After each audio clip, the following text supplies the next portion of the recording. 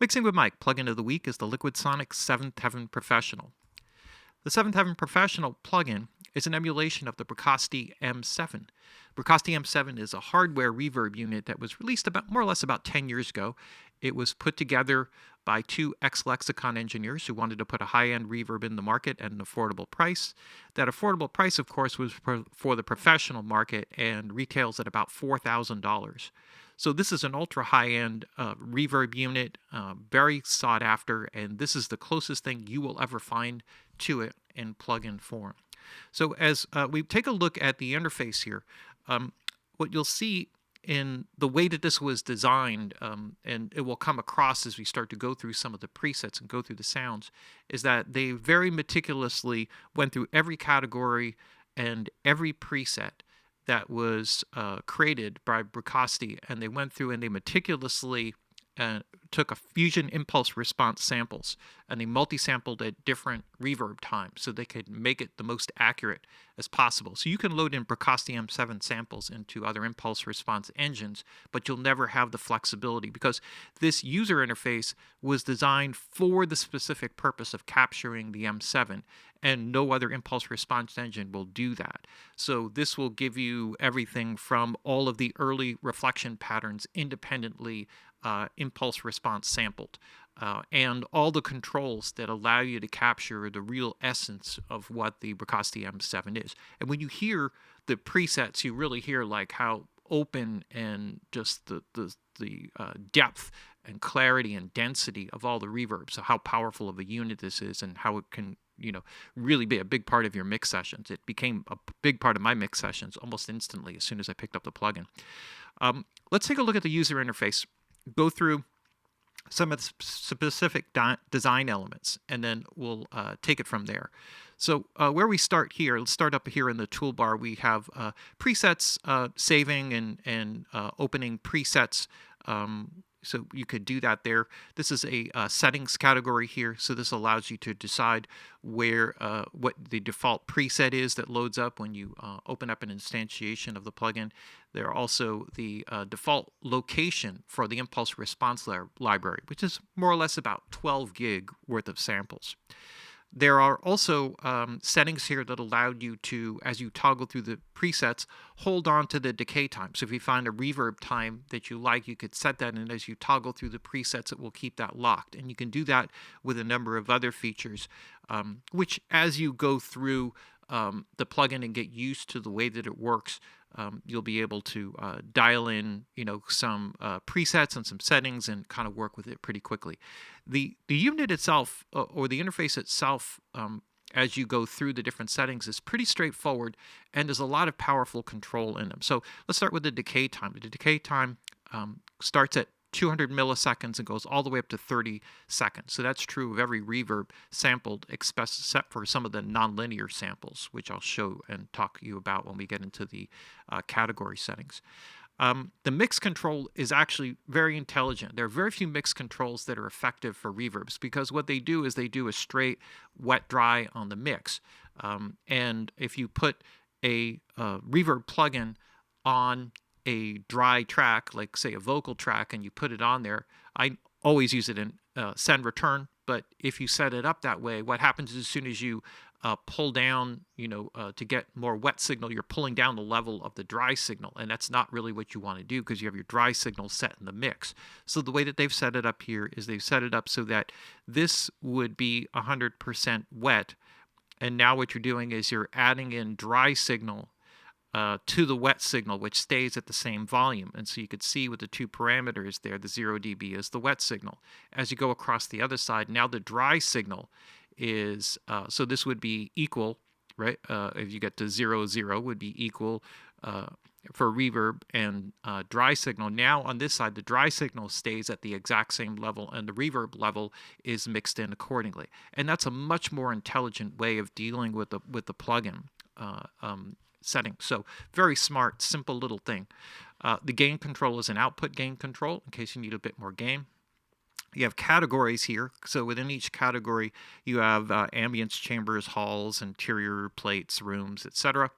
Now, in a nonlinear category. Now, in the original Bricasti design, there were, in the first release, there were algorithms that were created that had no modulation of the reverb tail, and they're incredibly clean and beautiful sounding. And so all the categories that you see here that have a 1 after them are those original ones. Then they came out with an update, and the update added in extra halls, plates, rooms, and spaces. And so anything that has the number 2 has that added onto it. And what they've done is they've put in some modulation to help recreate.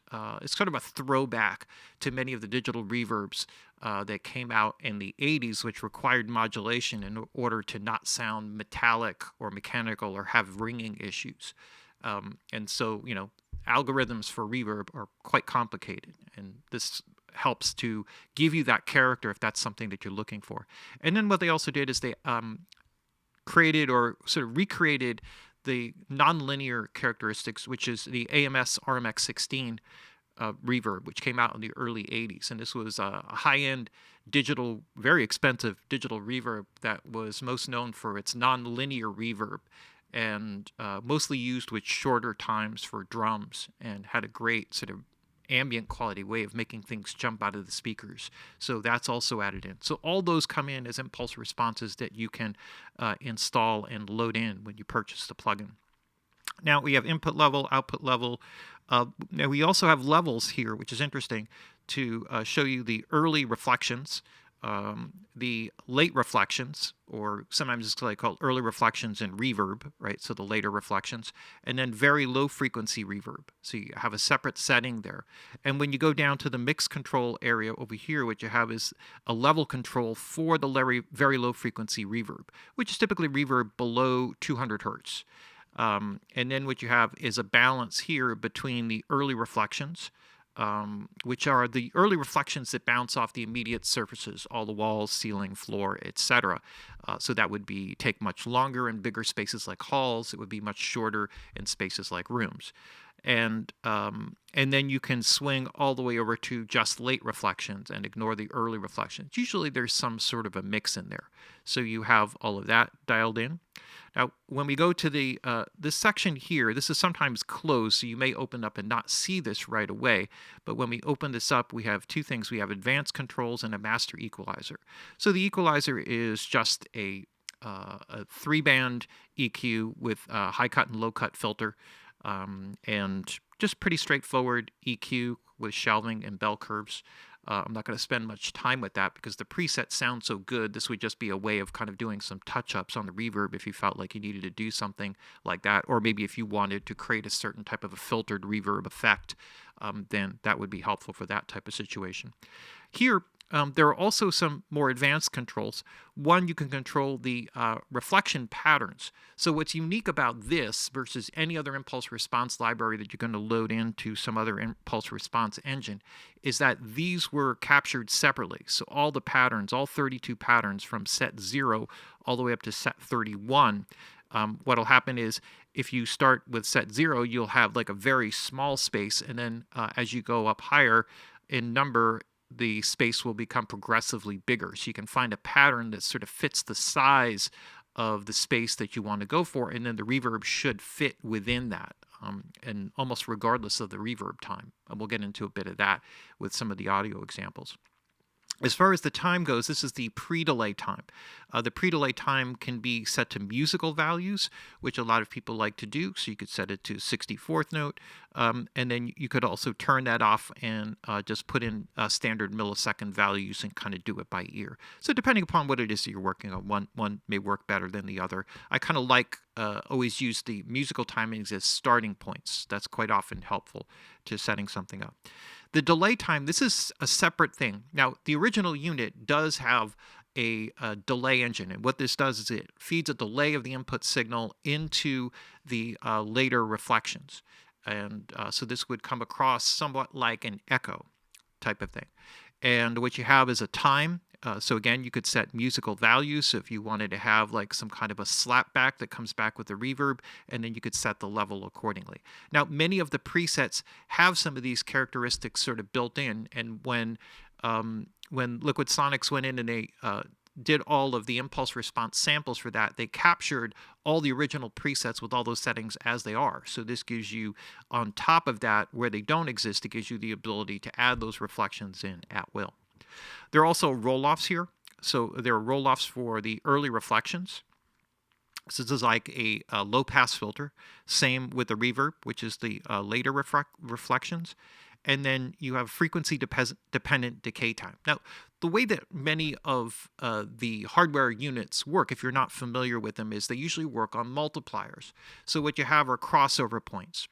And what this allows you to do is set crossover points and determine how long the reverb time is within those different categories or within those different frequency zones. So if you set, for example, here a low frequency time here, let's just say that we set it to 760 and we do a multiplier of 1.5 or something along those lines, now the reverb time will be 1.5 times longer than the setting of what you have over here. So you can make the reverb time longer at lower frequencies.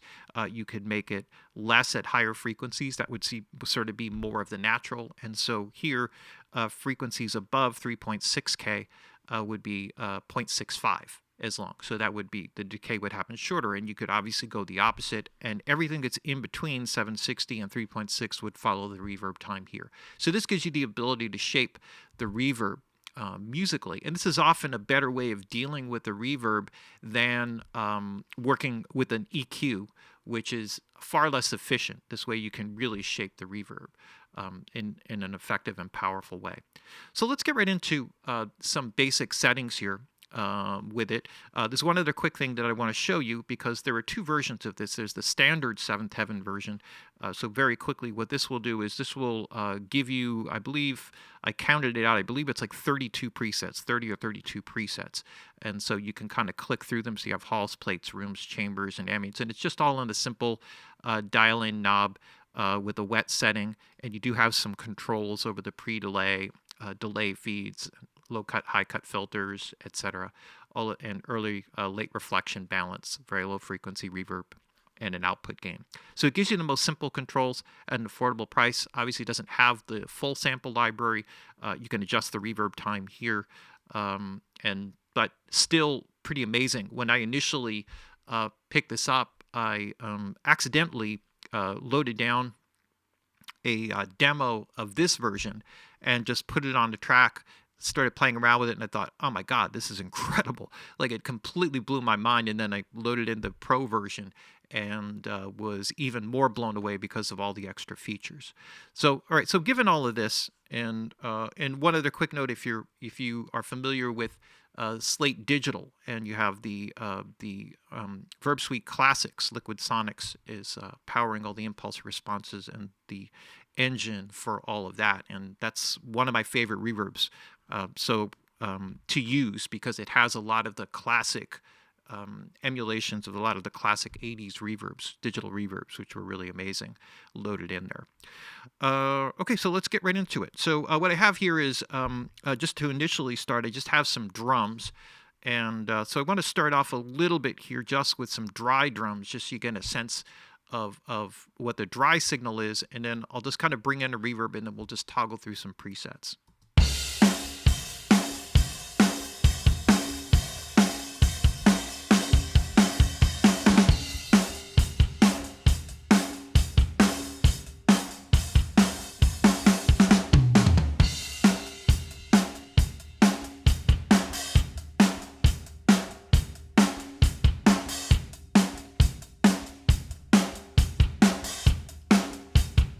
Right, so that's just a simple ambience program. Now, what I'm going to do is I'm going to just toggle through a few presets just so you can kind of get a sense of what the different reverbs are. I have the decay time locked in. So under normal circumstances, if I was just toggling through halls and stuff like that, the reverb times especially would be going longer and all over the place. So that just kind of keeps that locked into place. But let's just toggle through a couple of things here. So the ambience is the first category here. We'll just start with a large ambience and just toggle through some of these.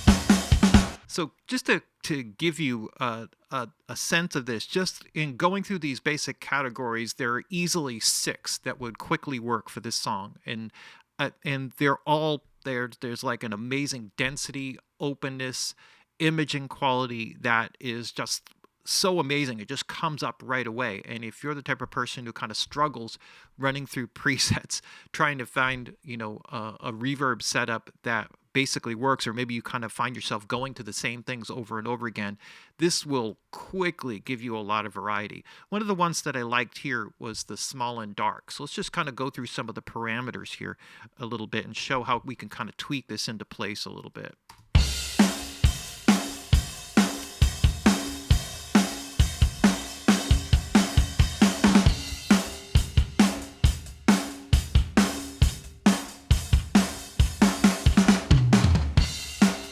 So by setting the pattern up here, I can make the space a bit larger. So let's just compare this to where we were, somewhere down here.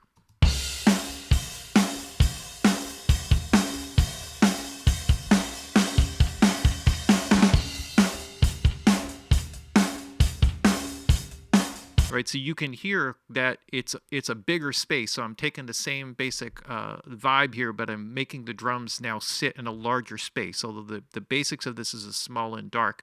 Now you can hear, like with that, you can start to hear some of the flamming coming from the early reflection. So I can take the early late and kind of shift it a little bit more towards the later reverb. So I can pull back the balance of the early reflections.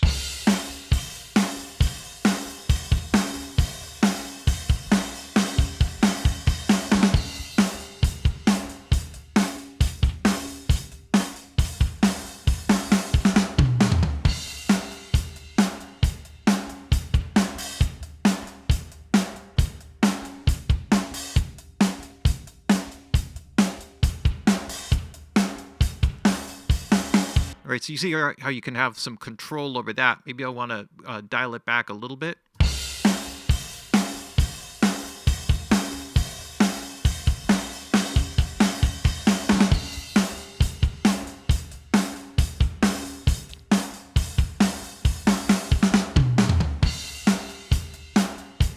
Right, so I got plenty of size there. Another feature here which is very unique, which you don't see and any other reverb here, is the very low frequency reverb. So this sets the level of the very low frequency reverb. So this would be a reverb down below 200 hertz.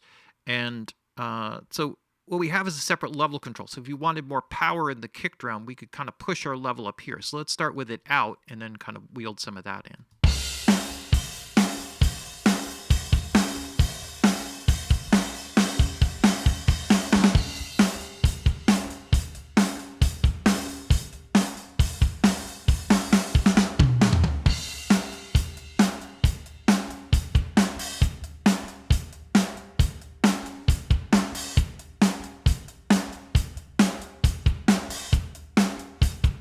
Especially when you go to bigger spaces like halls, that low frequency reverb setting becomes very powerful because it allows you to bring warmth into things, especially when you get into sampled strings, sampled string libraries. It's a great way of making them sound natural. So this is just like a really very powerful setting. And so having this balance kind of, gives you a lot of control over what's going on. So let's take a look here. Now we also have, there's loads of other settings that I could dial in here.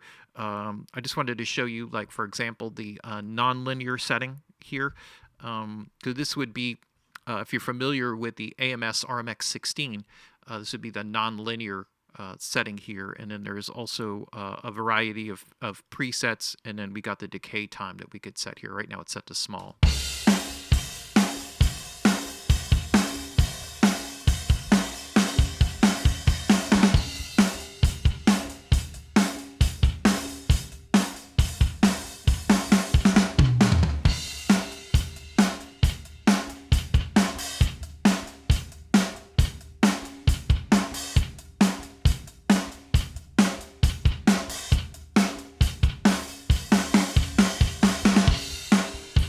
So you have that captured in a very cool way.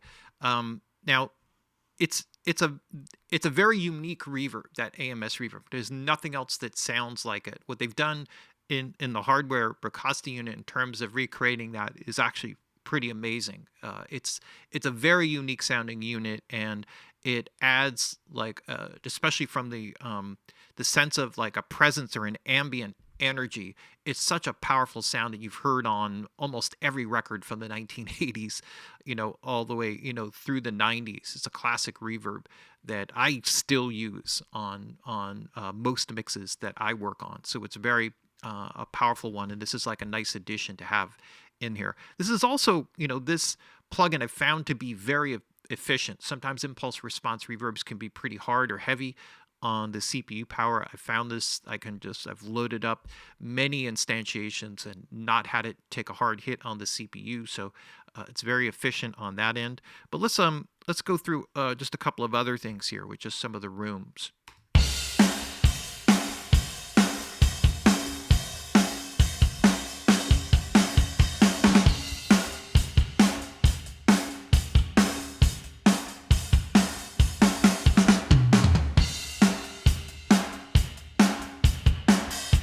There's just so many different things that you can kind of grab on here. We could go through these types of presets, and you could just kind of go on and on. There's all kinds of very cool stuff here, like some more unique like interior spaces, bedrooms and tunnels and closets and kitchens and locker rooms.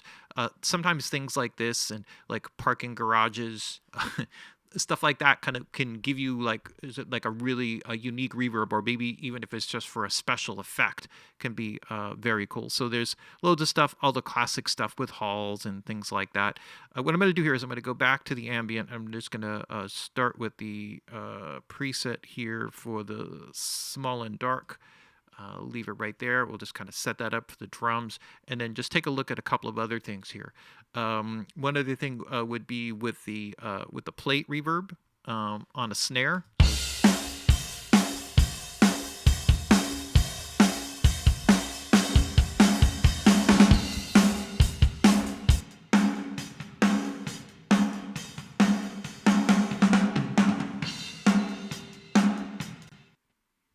Oops.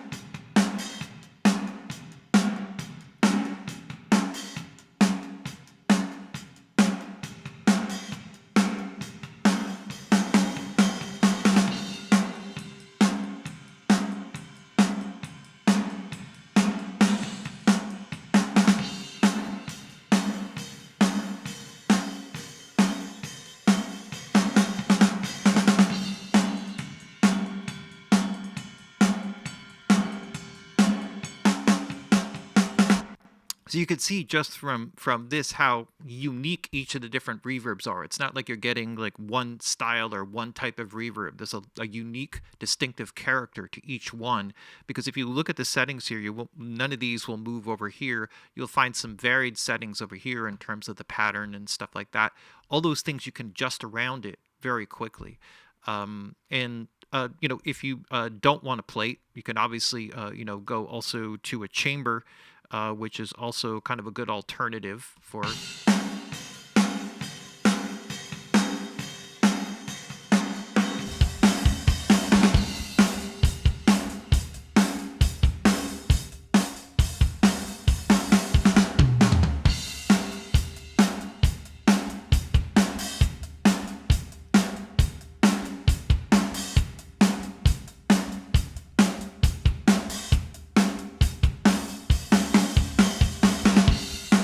It's like a more powerful reverb for the snare.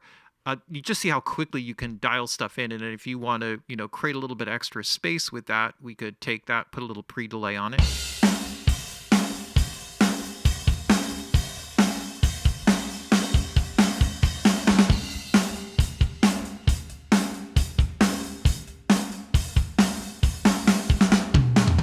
Kind of like it without the pre-delay in this particular case. Also could do the same with the room to make it the size of this space a little bit bigger.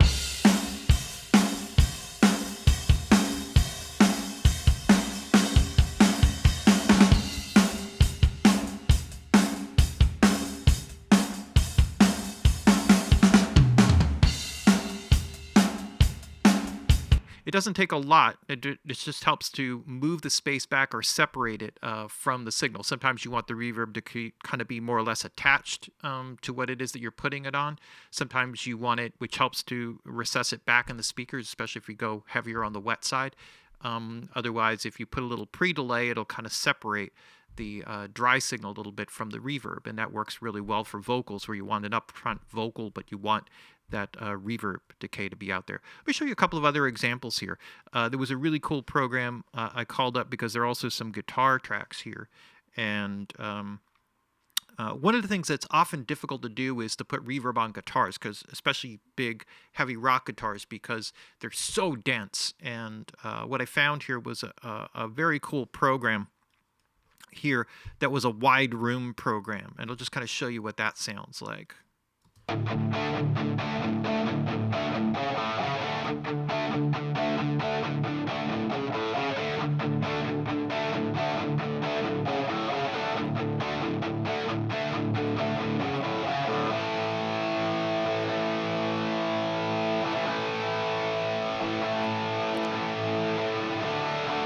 So what I did was I took the reverb itself, started out with the wide room.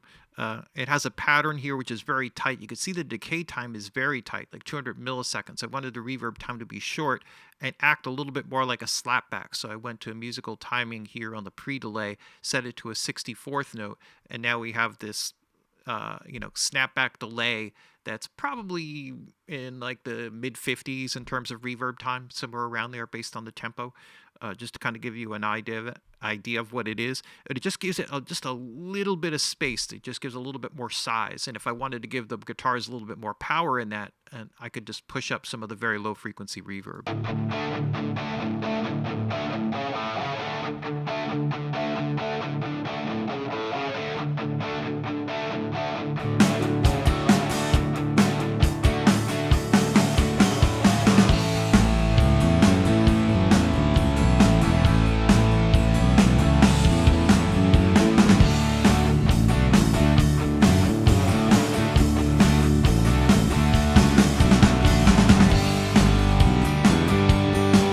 So that's just a cool one that I dialed up. I want to show you one other thing here. There's a guitar solo here, and there's another very cool one, which is like an alternative to just doing the standard delays, and this was the echo plate. And with the echo plate, there's also a pre-delay here that I set in at about 60 milliseconds. So that's probably pretty close to about that 64th note that I was telling you about before, somewhere in there. And then we have echoes coming in. So let's listen to a little bit of that.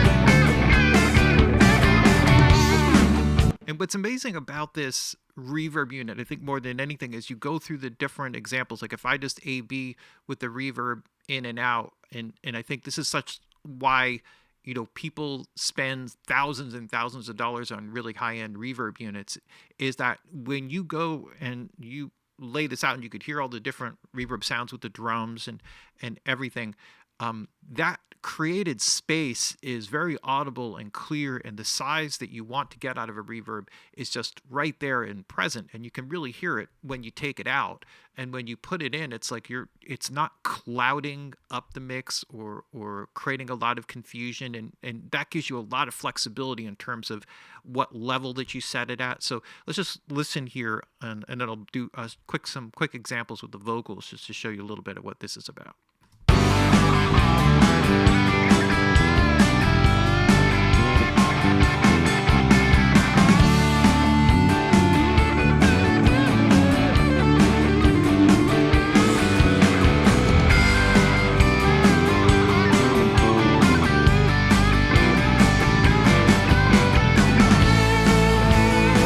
So you can can see just the size that is created by the reverb, but it doesn't cloud the mix, and like all this depth comes in. And that's exactly what you want from a reverb. I mean, this is really, really a powerful unit. I don't want to, just keep pushing it, but when something is really good, I'm not afraid to say it. We'll take a look at a couple things here with the vocals. One of the things with a song like this, and probably these reverbs are a bit heavier, maybe except for the delays on the guitars and stuff like that, then I might go for something like this. I might want to go, because of the nature of the song, the pace of the song, the intensity of it, probably a little bit tighter, not as heavy with the reverb. And so I went here with the vocal, and let me see if I can unmute it here. Went with a space, a vocal ambience, and I have a very tight reverb time. All right, so I wanted a short decay time here. So let's just show you what that it's all about. You went your way, and I went mine, drifting slowly down the road, walking the line. And all these cars are passing me by, and all these dreams, they seem like a blur. Just like a blur.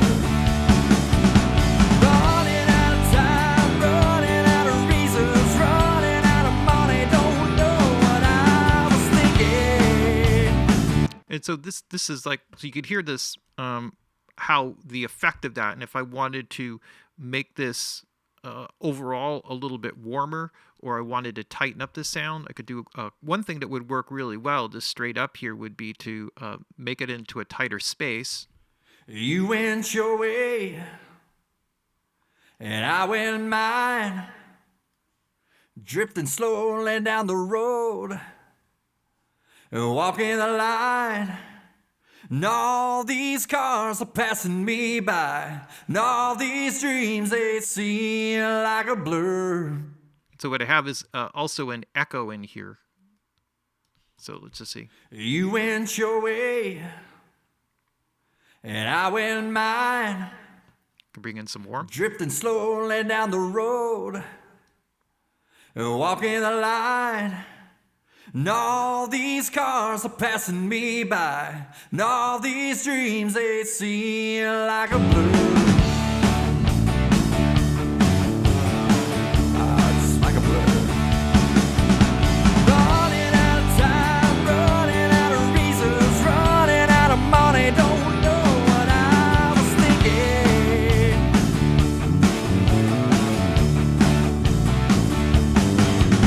Trying to get away, trying to get back, trying to start again, trying to get back to living. Like perfectly, like effective for this type of thing where you don't necessarily want it to sound reverbed out. And this is not like the classic song where you might get into halls and stuff like that. But just to give you a quick idea of what some of those timings might be like, maybe what I'll do here just very quickly is I'll just unlink the decay time and show a little bit of that. You went your way, and I went mine, drifting slowly down the road, walking the line. And all these cars are passing me by, and all these dreams, they seem like a blur. Just like a blur. Running out of time, running out of reasons, running out of money, don't know what I was thinking.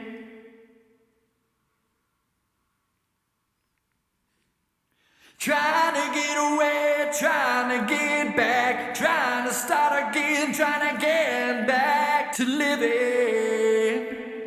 You really hear like the uniqueness of each reverb. Here's some that have a little bit more modulation in the tail, so this kind of will give you a little bit more of an 80s vibe. You went your way, and I went mine, drifting slowly down the road, walking the line.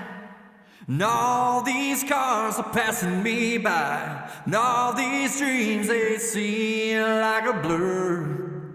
And it's a certain sound that, like if you hear that distinct difference, like that modulation kind of creates a little bit more of these like pillows of reverb that sometimes can be a little bit more warming. But just going through these basic presets and some of the other ones that I've done, and there are so many cool ones, it just seems like every time I go into a category, I find something that's really unique and powerful.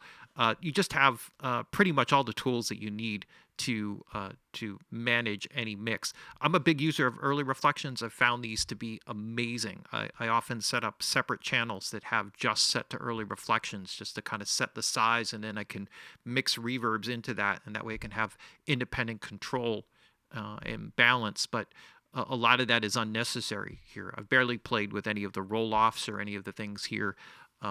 This is really an amazing plugin. When I picked this up, it was brought to me through a session that a client had. I asked them about it. They said, check it out. And that's how I ended up doing a demo of it. And probably 10 minutes to doing the demo, I was right on the website picking it up. It's an amazing one. To me, a must-have for any reverb collection. If you think you're limited just because it's from the Bricasti M7, there's just tons of presets and so many amazing reverbs. It doesn't make sense to have a reverb plugin that's got tons of presets and only a handful of them work. This has got loads and loads of presets, and they all work in amazing ways. Really powerful. So this is one of the best sounding reverbs that I've heard. I can honestly say that. A really great job by LiquidSonics, and that's why it's the plugin of the week. Mixing with Mike, plugin of the week, LiquidSonics, 7th Heaven Professional.